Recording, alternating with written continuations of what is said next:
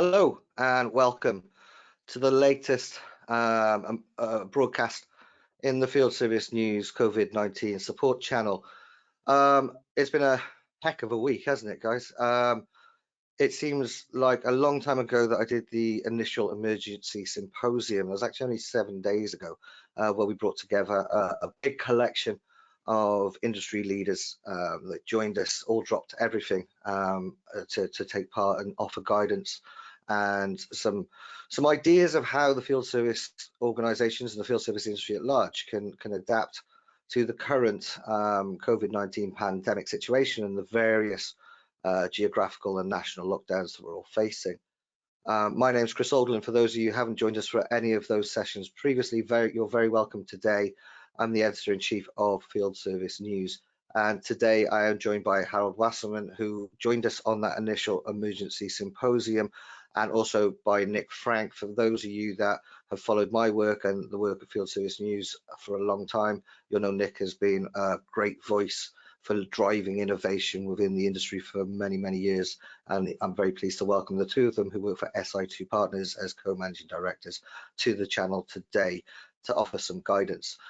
Just a quick point, as with all of this content that we're producing on this support channel, this is not sponsored content. Harald and Nick have both given their time, dropped an awful lot, particularly Harald, who we'll dive into in a moment, is working 24/7 supporting a number of companies as they adapt. And that's the point of this conversation. We're going to have a quick debrief. Harald has been working with a number of organizations, and there's a number of different learnings that have come from that, and Harald's going to share those learnings with us. Initially, Nick's got some insight as well around the best practices that are starting to emerge. Obviously, there is no magic bullet for this, guys. I'm not going to sugarcoat this. There is no magic bullet, but what is happening across the last week, certainly I've seen there are various different routes to how companies are adapting, and it's not just a case of adapting now. We also have to have one eye on how we adapt for the post-COVID-19 world, which we can touch on in a little bit as well. But to begin, I'd just like to open the floor to Harald. Harald, thank you ever so much for rejoining me on this channel. I know you've been so busy. I think you're literally in between meetings. We were just having a quick conversation in between for the 2 minutes we were live before we were live, and I think it's fantastic that you've been able to share some time out of what I know is a very busy diary today to actually share some of these best learnings. So let's dive straight into that. Just give us a helicopter view to start off with of some of the learnings that you're seeing from these various different companies, service organizations that you're working with that are adapting to this new world of pandemic and lockdown. Yeah, so I'm on now. Yeah, okay. Yeah. Yes. When I started with the company to go into the service, that was about 4 weeks ago. We thought about to transform the company into a proactive service organization, or into proactive customer-oriented organization. But now with the coronavirus, we got a totally different situation, and it's accelerating so strong, to say so, that the situation has changed totally. Now today we don't speak about high strategy activities, more about where do we get the workload for the service technicians tomorrow. And that's a big challenge, because the companies, customers shut down their productions, and it's coming more and more. And with this, it's very hard to get in contact with the people. So now our service center, which we have, is one of our key, because they are in the contact with the customers, and they usually manage to get work for the service technicians. So they go for maintenance work, repair work, and whatever on service works. And they work now hard, and this is now for us a key in our operation, that we have a structure which has the contact to the customer. So what we found out is we need now a very effective and speedy contact building up with the customers, so that we get workload. And I have to say, despite the situation that in a lot of industries the workload goes down, in the last weeks we could keep the workload more or less between 80 and 100%, which is not bad at that time. And so I think with this crisis we can now establish that there are challenges, so that we can adapt our organization to a more customer focused structure. Yeah, and instead of waiting, the customer is calling, we take the initiative now, and this shows to take the initiative, you are able to generate works. That means we also started now to contact customer where we had several of years no contact with. And interesting is that this is appreciated by the customers. Yeah.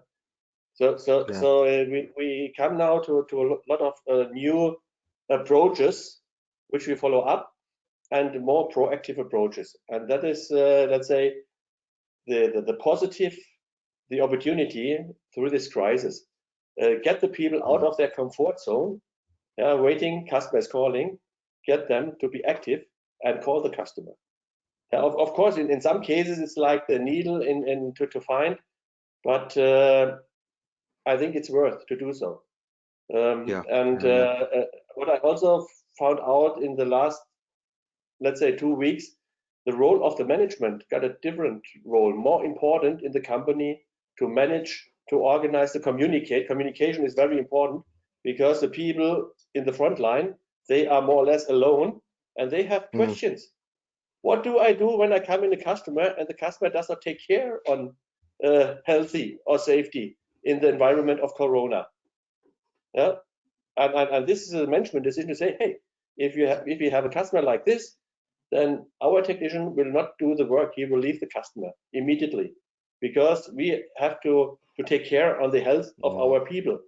And if the customer is not willing to provide an environment that our people can work in a, let's say, more or less safety environment, then we have to take out, and that's a management decision. You cannot leave this decision to the technician, to the frontline people. Can I just ask a quick question on that, Harald? Day by day, we have to do a lot of decisions, basic decisions, but also decisions which are more on a general level. How do we build up, let's say, agreements? For instance, in Germany, we have strong unions and works councils in the companies. We have to manage agreements. How can we adapt our way we work today more flexible, that we can fulfill the workload which we have? So a lot of questions coming up which needs to be managed. And as I said before in the discussion, before we started here, I have usually 4 meetings per day. Today I have 10 meetings, and all the meetings from my home office. That means online meetings. So although the way we work is changing dramatically, and that is also an interesting experience. And I think with this crisis, the digitalization will get a totally different value, to say so, now for the business. And so that's maybe a rough summary of the last few days, what happened. No, I appreciate that, and it's I think whirlwind is perhaps an understatement. Nick, before I bring you in, I just have one quick question on one of the points you mentioned there, Harald. You talked about the importance of strong leadership at this time. From the companies that you've worked with, has there been let me phrase this correctly, those organizations that have shown strong leadership and quick reactions to something like, look, we will make it as a management decision to take it away from the tech, off the tech shoulders. If it's not a safe environment, you can walk away. That is a clear management decision. Are those companies that have been able to do that, are they have they kind of been better placed in the reactions, shall we say? Has there been a correlation between quick, decisive leadership and organizations being able to adapt and not hit a backlog or all of the other issues that we're seeing? Is there a direct correlation between those? There is definitely a correlation because in this time, let's say the people on the working level, they need guidance, they need clear rules, and if you don't give this very quickly and very clearly to them, then they struggle, and struggling means they think about, do I do the right work? Shall I do it? What do I do? So it will have directly impact on the efficiency of the people and how the people behave. Yeah, and from this point of view, a strong leadership is very important to give the people direction and support. Yeah, there's really a direct correlation, and we see it. We communicate very quickly to the people, and we answer the people. So communication is at the moment on very important management. How should I say? Management work. Yeah. Yeah. Okay. Thank you, Harald. Just before I get your initial thoughts, Nick, I just want to say to everybody that's listening, we do have the panels on the side. You have a questions option. This session is open to as much to you as it is for us to share the wider information. If there's something that you'd like to share, whether it be a question just for Harald and Nick to get their guidance and some advice on, bear in mind these guys are working with and have been working with, some top tier service organizations for many, many years, but are also directly, on the front line in terms of rapid responses, working with people at the moment. So any questions you've got, please put them across. Also, if it's just a statement that you would like to share or some best practice that you would like to share with both everybody on the live call today, but of course, these sessions are, as soon as they are finished, they get processed, they go out onto our support channel. So if there's any best practice learners you've stumbled across, again, please put them in the questions box, or if it's slightly wordier, you can even use the chat box as well. Nick, let's bring you into the conversation. What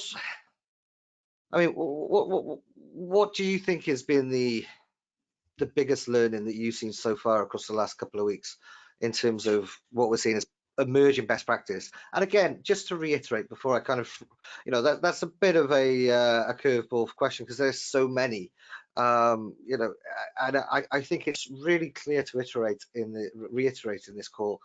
There is no magic bullet, but there are a number of different ways and mechanisms that we're seeing, different processes that we're seeing come to light that companies are adopting. So what's your kind of learnings and findings so far? Well, it's interesting because I've come from this from a completely different perspective from Harald. Harald at the moment is embedded in a business, and he is just, he's up to there. He's dealing with a critical situation, and really hasn't got time to think about much else. Whereas I've been much luckier in terms of I've been more involved with our service leaders network and having some small sort of roundtable sessions to help managers figure their way through it. So I've got a lot more thinking time. And the first thing that really comes across is if you're in Harald's position, you haven't got time to think. It is all about action. That's number one. So actually trying to get these guys together, if they've got the time, they want to talk, but they really haven't got time. So we're right in the middle of this problem. The second thing is when you do get a chance to talk, it's clear that there's a huge amount of lessons to be learned because it's so extreme. It's happened so quickly, and companies haven't really had time to think about it.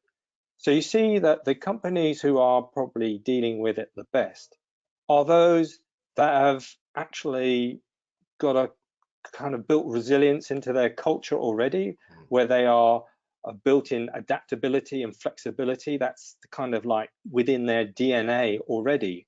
Those are the companies that that are probably well, that you see are most comfortable as you can be, but they are making decisions. They are showing strong leadership. And I think, if there's one lesson to be learned right off the bat that you can really talk about, it's leadership.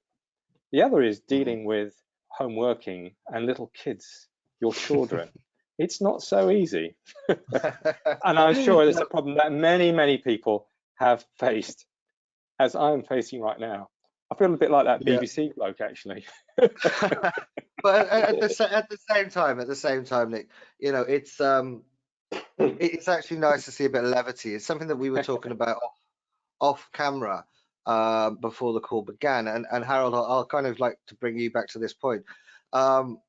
You know, one of the challenges we have, and this echoes what you're saying about so many calls. It's not just that we're in this environment where, you know, we've moved to a different environment where everyone's working from our own home offices. Everyone's working on digital, you know, remote calls, but we're also working on remote calls where we're just, because we're so laser focused, it's right, we're on business, we're talking business, and then we move on to the next. And that can be for us as managers, you know,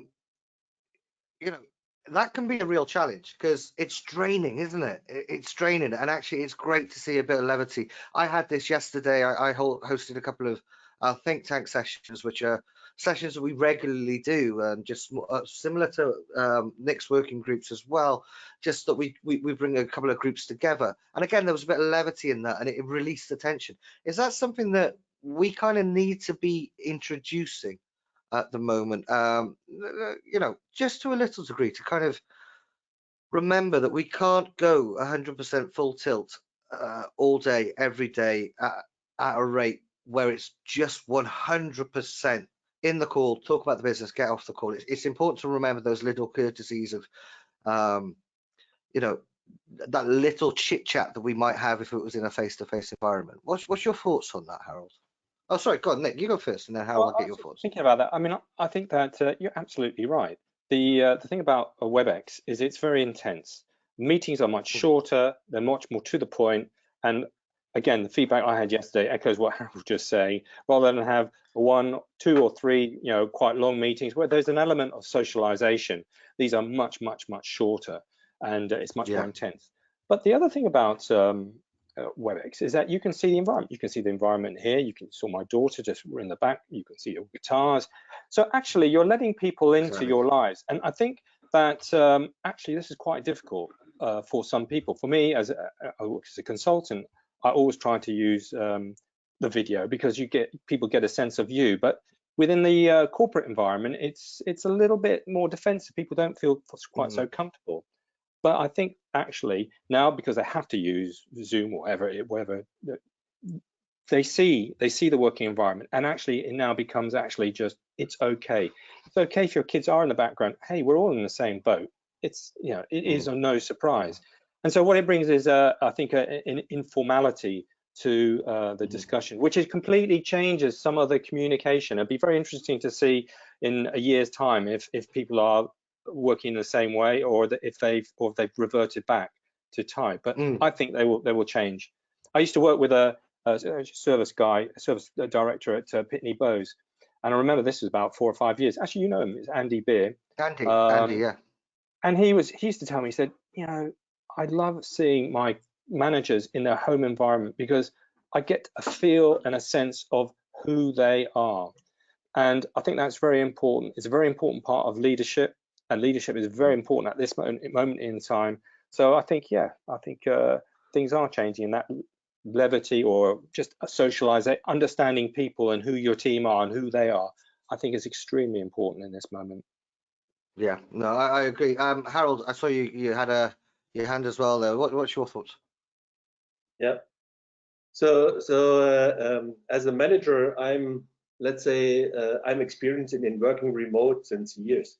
Doing it. So the difference is now that it's much more intensive. And for me personally, I start in the morning 7:30 with the first meeting, and I end with the last meeting in the evening 7:30 or 8 o'clock. And in meantime, I just had a 20 minutes break for lunch, and that was all. So I just could get a bottle of water, go to the toilet, and so on. But I'm jumping from one meeting, online meeting to the other. And that's a new experience, because I think this also needs to be managed. We also have to think about to find out a way how you manage it, how you rule it, how you plan it.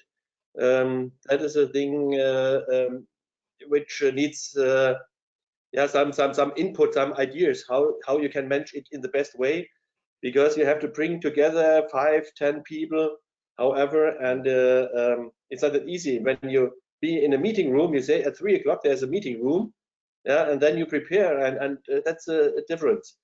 But another thing is, when we have started think about the home office, when we think about our people to get the home office, it sounds easy. Yeah, okay, we go to home office, but most people, they don't have a laptop, they have a desktop.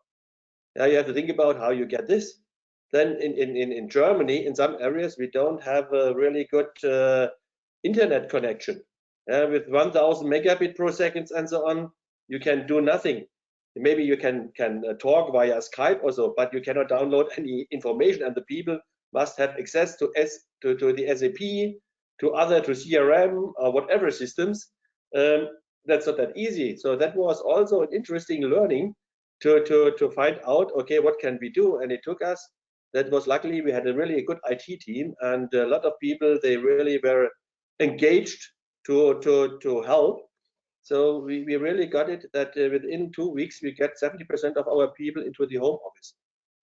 Yeah, and still we have some in the office because they don't have a good internet connection. Yeah, we have now to think about, because it could happen, nobody knows, if you have an infection in the company, maybe the company get closed. Luckily, till today, we don't have any infection. That's really lucky. Even our service technician, no one has an infection yet. So we are really in a good position.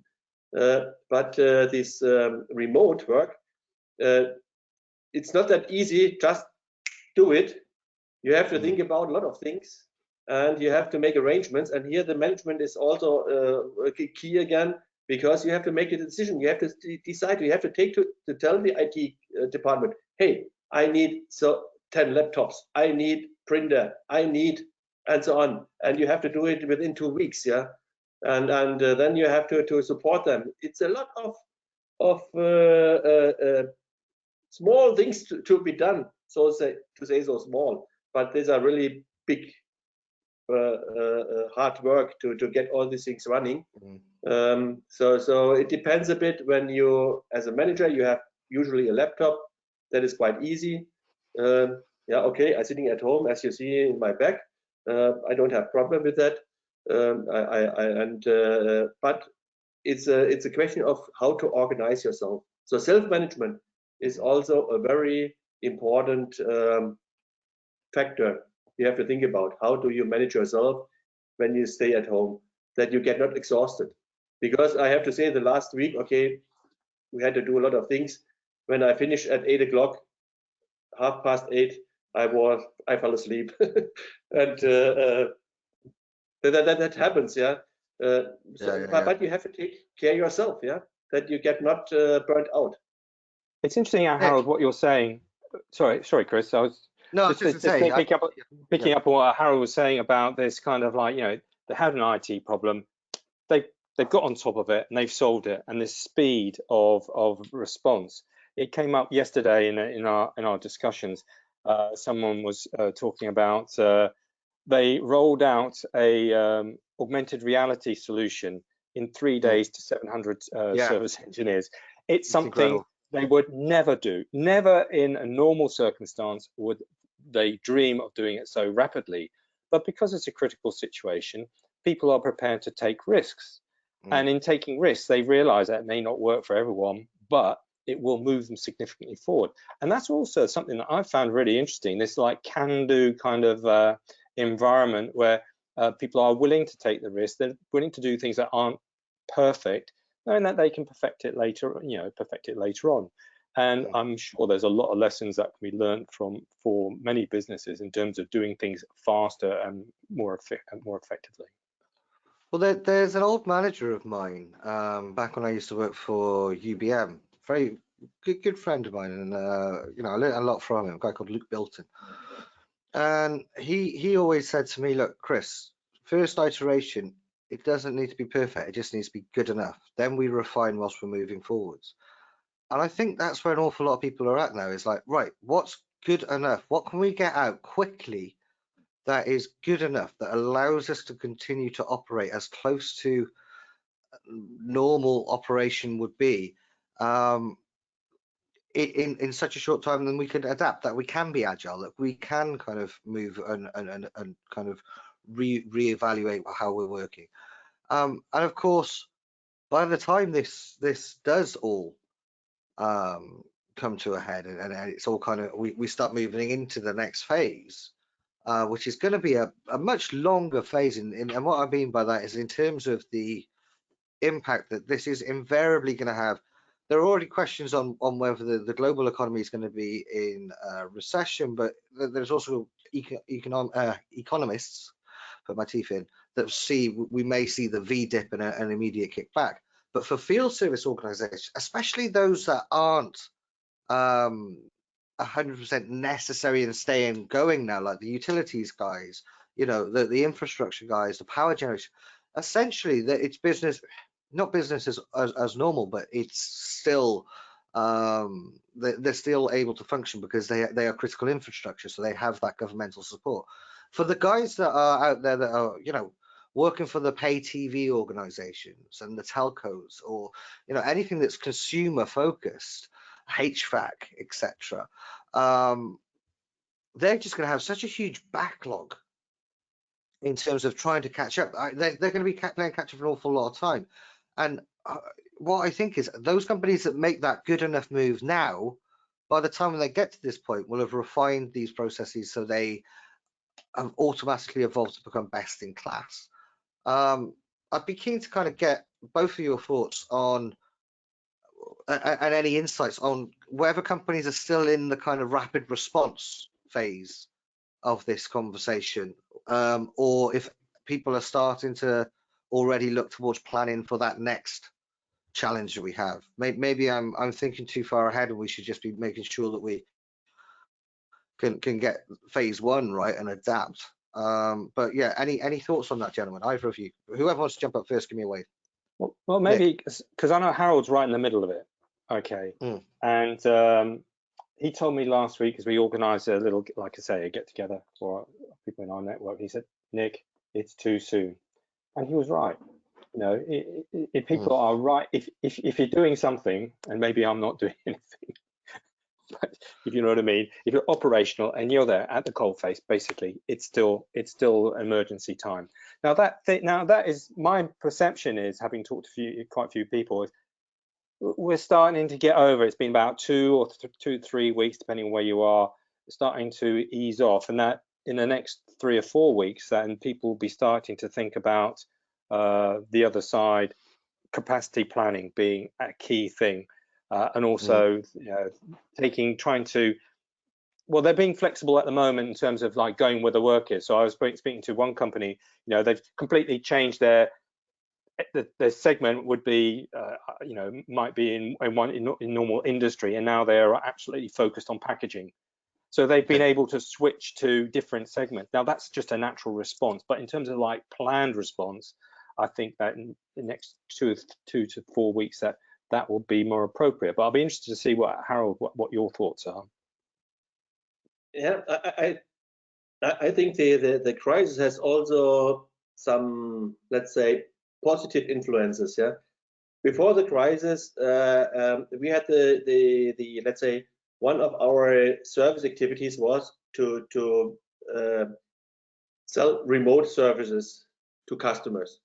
And it was quite difficult because the customer talked about the IP addresses, so the IT had restrictions and all things to get all these things done. Now with the crisis now, that we have to avoid that people going on site.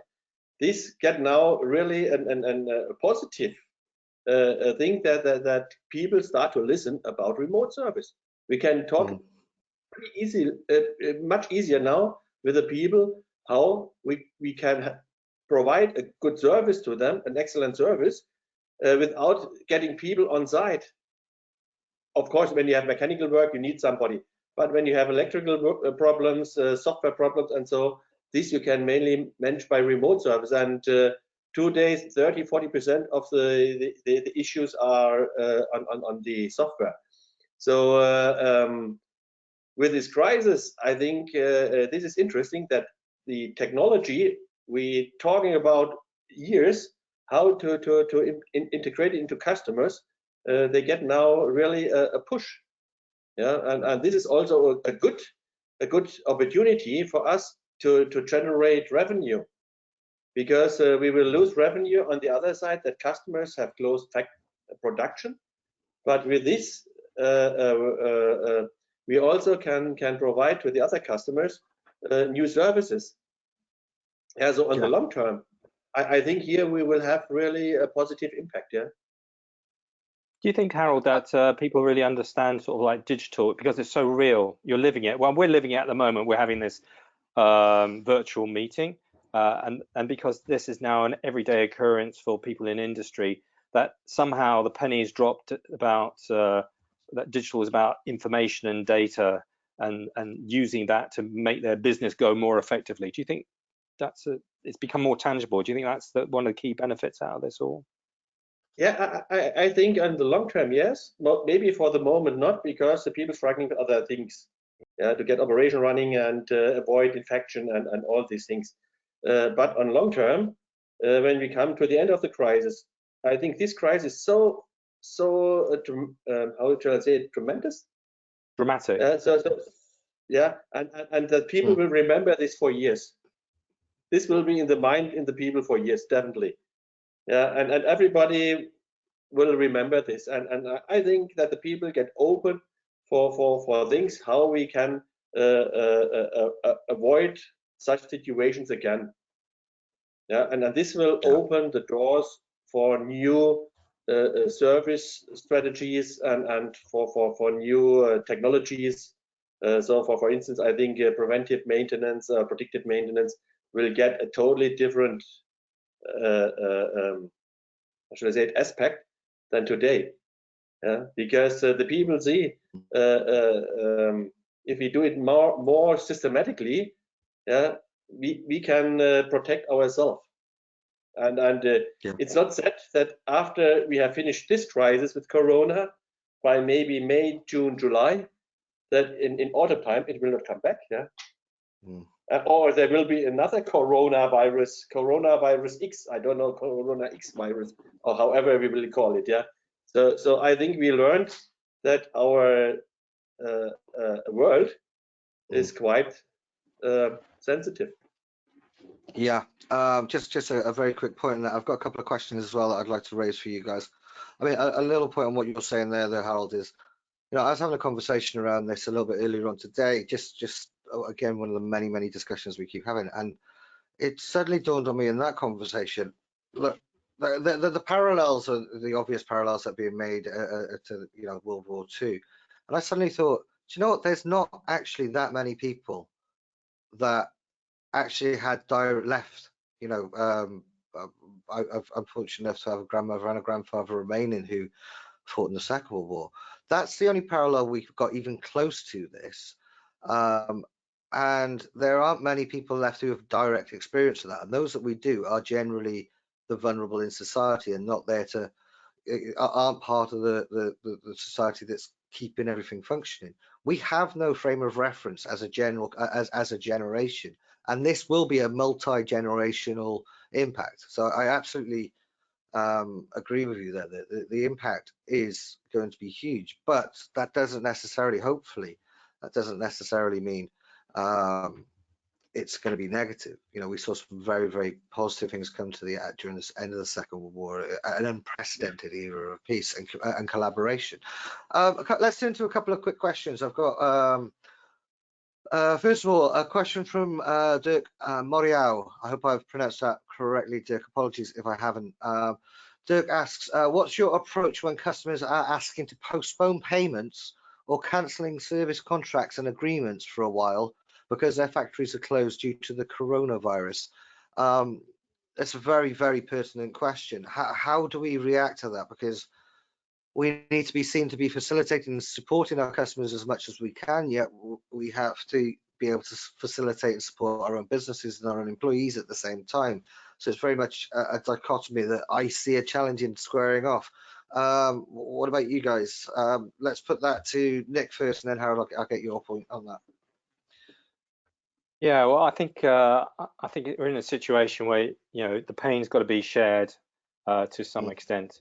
You know, if you've got a customer who's basically stopped and has got a cash flow issue, and you try to get the money, well, you're not going to get the money anyway, are you?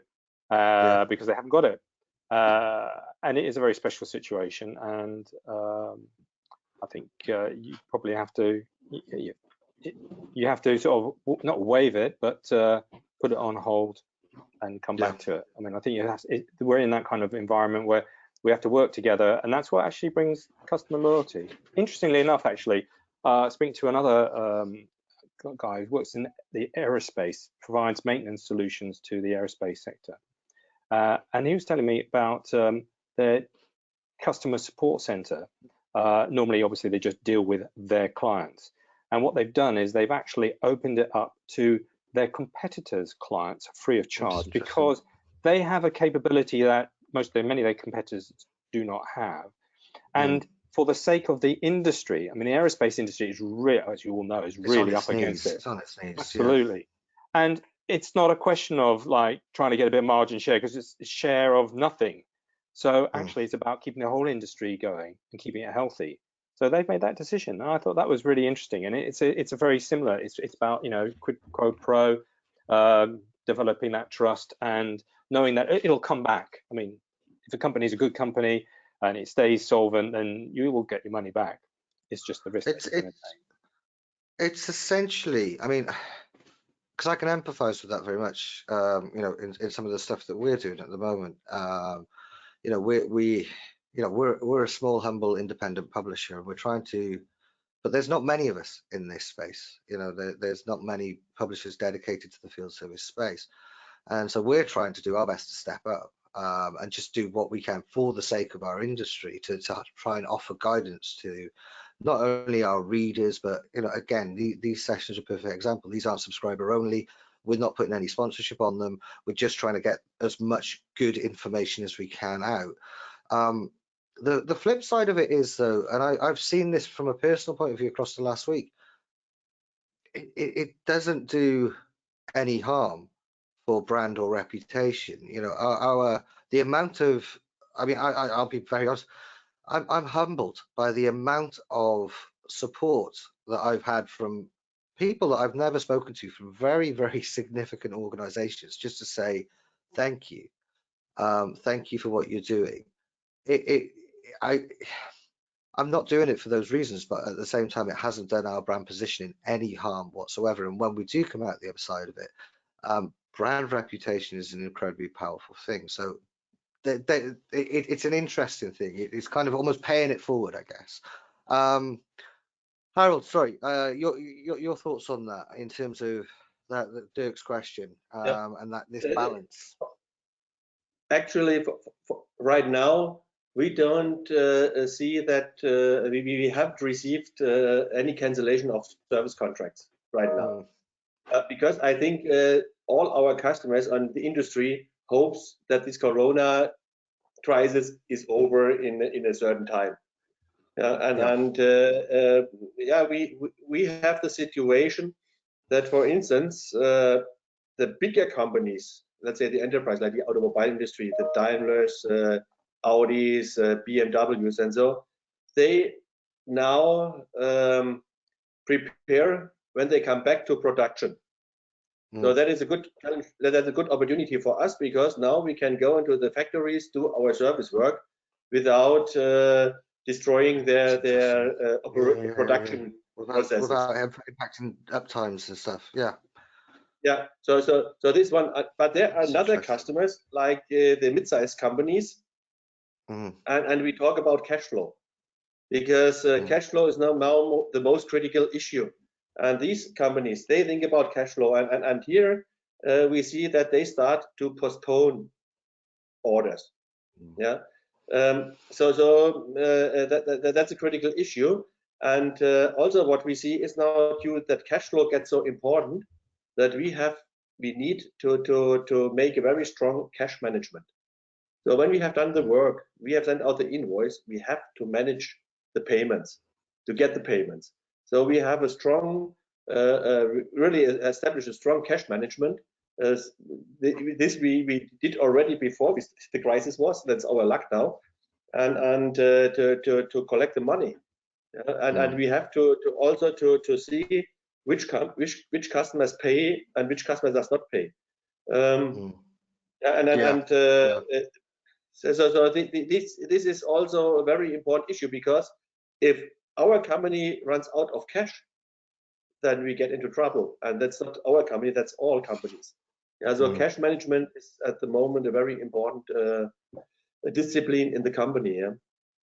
Yeah, I one thing I would add to that, as a small business owner, and I'm sure this translates up to, you know, some of the medium-sized, on the smaller to medium-sized businesses.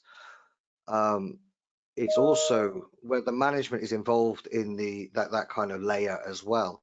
It's also very important to make sure you're finding time, and that's something I've actually, again, on a personal level, I've had to carve out this week, and it's been a busy week. But to find time to make sure that, right, are we on top of the accounts? Do we have these processes in place? You know, are we able to understand who's paying us, who isn't? Are we on it more than we've ever been, in terms of just, and again, politely saying, look, you know, your invoice has now just drifted over to you. Can we make sure these little bits, and making sure those processes in place? I've taken time out to make sure those are done, because, like you said, it's the old adage, cash is king. And at a time of crisis, those companies that can ride that out in terms of their cash management is quite important. You both have I've got another question I want to go to as well, but a quick point on that to both of you. Yeah, Nick. I was just thinking, not quite direct to the question, but the flip side is there are some companies, talking to a guy talking about actually being able to fulfill your service contracts. That is really important, especially if your service technicians can't actually get on site. That you are clear when you are dealing with your customer about whether you are actually fulfilling the service contract, or you're helping them, support them in their maintenance program, and to have this clarity of communication. Yes. Right at the top, Harald talked about communication, and that is one of the key challenges, is communication with the customers and communication with the customers. So not quite on the question, but sort of like a slight aside, you've also got to manage, if you can't deliver, then what are you going to do, and be clear with the customer. Yeah, absolutely. Harald, quick response to that, and we'll go to the next question. Yeah, so just that there was one issue, was the payment period extension. I think this should be thought about very carefully. If you do it, extend your payment period to customers. If you know the customers, and you know that this customer is paying, then it's okay if they pay instead of 13 days in 60 or 19 days. But if you are not sure about the customer, if they are really a reliable payer, to say so, then you should be very careful before you extend your payments, because you can lose money. Okay. I've got a comment and a question from Jed. Granny Jed, good to see you as always. Jed obviously joined us on the Emergency Symposium, and another excellent voice in the midst of all of this. Jed brought some fantastic points to bear during that symposium, so great to see you today, Jed. Jed says, I find it interesting, when we have to, we do. In normal times, we over-debate and overcomplicate the sign-off process and the testing process. In the new world, we will need to be more agile. My question is, what would Harald and Nick recommend to managers on the call and at large to ensure that we stay in this do it and deliver, stay in this mode of doing it and delivering results without overcomplicating delivery? So it's a very, very good question. Thank you, Jed. Yeah, you know, how do we take the benefits and the learnings that we're implementing now, as our backs against the wall, and we're we've wiped out that layer of uncertainty, to talk to the point you were talking about earlier about risk, Nick. How do we kind of not go back to overcomplicating things, Nick? Well, I think it really comes down to what's up in our heads, and our culture. And it's not the tech. So we can learn a lot about technology and all our processes and all that kind of stuff, which is all part of becoming more resilient as an organization. But the real resilience is in the people and how people think. And I think that right now, right this second, starting this second, that every single manager who is leading this type of situation, they need to do three things. They need to build the self-belief in their people. So believe in them and they will believe in themselves. Give them space to make decisions and they will make decisions. That is a really important thing, right from the top to the bottom, because that will speed up decision making. Also to really to focus on solutions and not problems. A lot of organizations, they look at blame. What went wrong? Who did that? Rather than, okay, we need to start with a problem, but really focus on the solution. That's what really drives you forward. This kind of like solution thinking. You don't have to get to the end point in one go. You don't like we're talking about getting products to market. It doesn't have to be absolutely perfect. Maybe it can be almost perfect. You can do it in smaller steps. And the third is, as a manager as well, make sure that the organization is always learning. Every time you are doing something as a team, have a reflection afterwards. What do we learn? How do we change? Can we do better? And these are things that are really simple. It's about how we think as leaders, and that converts and is role modeled. If we role model that kind of thinking, it goes down to our teams and our people. And if you can just get that going, you've made a big step forward in terms of keeping the opportunities that have been created. That's my view, anyway. Harold. Yeah, thanks, Nick. Yeah. Harold. What we learned in the last few days is that the people are really ready to take over more responsibility. To send the people at home office is taking over responsibility. They have to do the work without being close to the management and so on. Nobody can monitor, nobody can watch, nobody can control.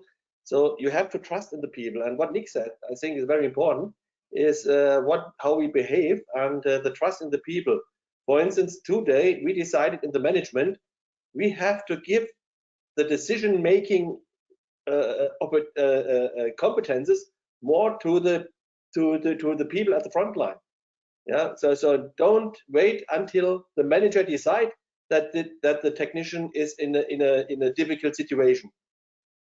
You are the team leader. If you think it's right to take him out, take him out.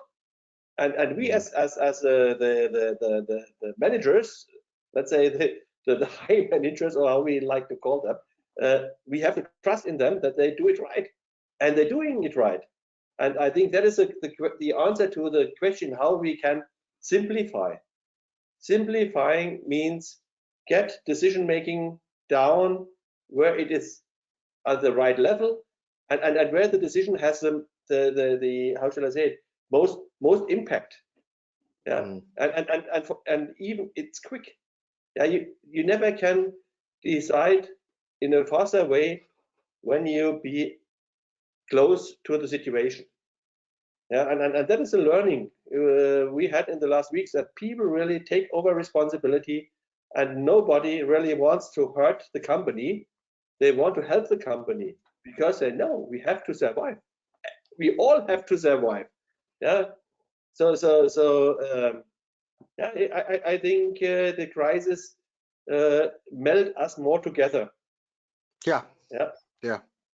I think one of the things it's shown me is that people are inherently good, and people do inherently step up to the plate. Everybody wants to come together to work through this, and of course there's always a couple of bad apples. I'm talking about in society in general here, but overwhelmingly there is a sense of social cohesion that I haven't seen in a long time, and I especially when I'm doing these conversations, when I'm interacting with people, when I bring that back to field service, Obviously, we're all in a work mode here now, but that translates as well. You know, people are looking. There's a very collegiate approach at the moment to finding the solution together. I'm just looking at our time, and I just want to say, if there's any one final question, now is the time to kind of put it across, because we're kind of coming close to the end of time. One question I would just like to put to both of you is, across the last week or so worth of conversations I've been having, there's been conversations I've done, and I've done deep dives and kind of talks around some of the technology. I've done sessions like this, which are more talked around processes. But what I'm starting to lean towards is the technology is the enabler that's going to allow us to change the processes and change the way we work. But the processes, in terms of how we implement that change, that technology are also rapidly changing. The way, Nick, you referenced somebody rolling out a remote assistance AR support. What was it, 700 texts within 3 days, and Harald did. Do we need to have these conversations around the two? Because I've always tried to keep them a little bit separate, technology and processes. Should they be aligned now? And should we just be looking at everything as a whole pie of how we get forward, how we move forward? Let me put that question to you first, Nick. Right, I think actually it starts with mindset. All these things, all the things about technology. Technology is a tool. Process is a tool. It's the mind that actually directs it and gives a direction. So you got to get the mind right, get that thinking the right way for your particular business. Be open, as I said. Learn from every situation. Have self-belief, and think about solutions. And then process and technology follows. First the process, because that's how you do it, and then the technology is the supporting tool. This is, I think, a problem in Harald, and we've talked about it many times. That a lot of people have made a big error in thinking, look at the technology and then get back to the thought process. It's not. It's get the thought process. Where's the value in the customer? How do we work as a business? Are we really customer focused? And then work back through the processes towards the tools. That's my tuppence worth. Excellent, thank you. Harald, your thoughts on that? Yeah, yes, Nick is right, and I think we should also involve in this thinking the customer.